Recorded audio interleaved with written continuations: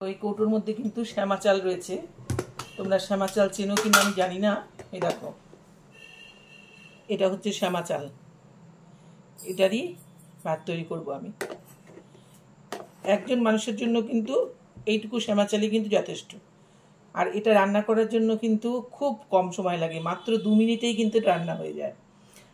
যে কোনো একটা পাত্রে জল বসিয়ে জলটা ফুটে গেলেই তার মধ্যে এই চালটা দিয়ে ঠিক ঘড়ি দেখে 2 মিনিট ফুটাবে। ফুটিয়ে একটা ছাঁকনির মধ্যে ঢেলে দাও। খাওয়ার 10 মিনিট আগে বানাও, গরম গরম খেয়ে নাও।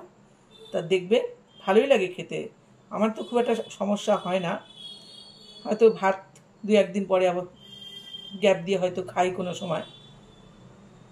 এই দেখো, তোমরা বুঝতে পারছো কি না? এই দেখো,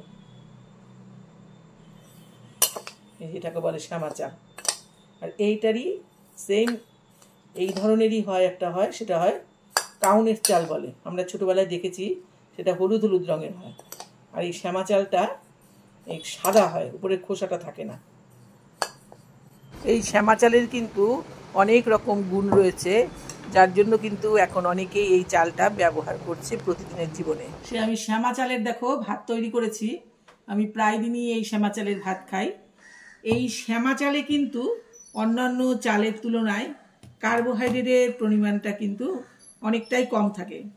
সেজন্য আমি মাঝে মাঝেই এই চালের ভাত খেয়ে থাকি। তো অফ হয়ে গেল।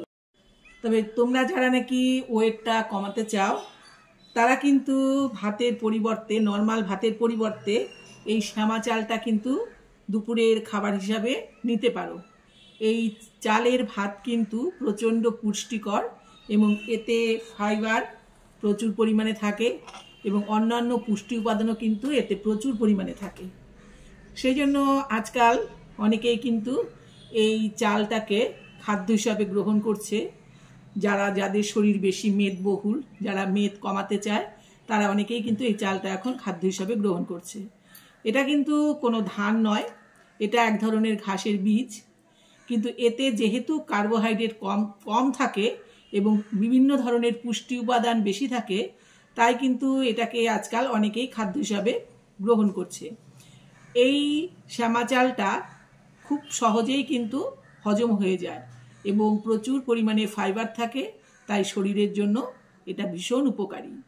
এবং এটা আমরা জানি যে প্রোটিন কিন্তু আমাদের শরীরের একটা অপরিহার্য উপাদান।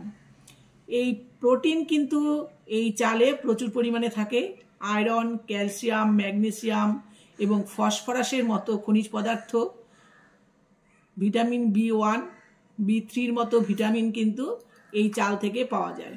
সুতরাং আমি কিন্তু প্রায় দিনই এই শ্যামা চাল, মাঝে মাঝে স্কিপ করি, মাঝে মাঝে ভালো লাগে না যখন, তখন এই শ্যামা চালের পরিবর্তে এমনি নর্মাল চাল খাই। কারণ মেদবহুল শরীর কমানোর জন্যই এই প্রচেষ্টা।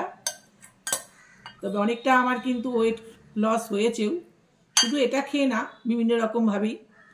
তবে তোমরা যদি কেউ ওয়েট লস করতে চাও, তোমরা কিন্তু এই শ্যামা চালটাকে কিন্তু খাদ্য হিসাবে নিতেই পারো।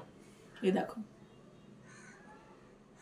টাটা, তোমরা ভালো থেকো, সুস্থ থেকো। আবার দেখা হবে তোমাদের সঙ্গে অন্য কোনো ভিডিও নিয়ে। আমি কিন্তু ভাত, ডাল, তরকারি যা থাকে তাই দিয়েই কিন্তু এই চালটা খেয়ে থাকি। তোমরাও ট্রাই করতে পারো।